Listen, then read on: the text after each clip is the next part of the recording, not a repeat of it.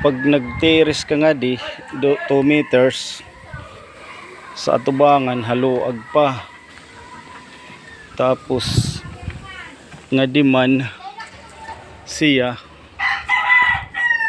imo kusina ngadto tikang sa giutan mga 3 meters pa iton, haluag pa hindi dingim kusina, mga 3 meters pa ka ito na haluag.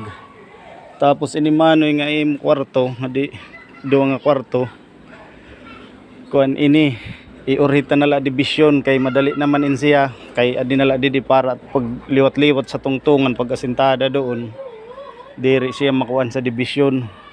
Masayon la pag liwat-liwat, madali man la iton himuan division pag nakabim nakit, madali na iton himuan. Makuri law garing pag liwat-liwat madibisyonan dayon. Ada pat mga puste, mga 1 meter pa sunat idor pandurugtungan pa iton nga tanan siya.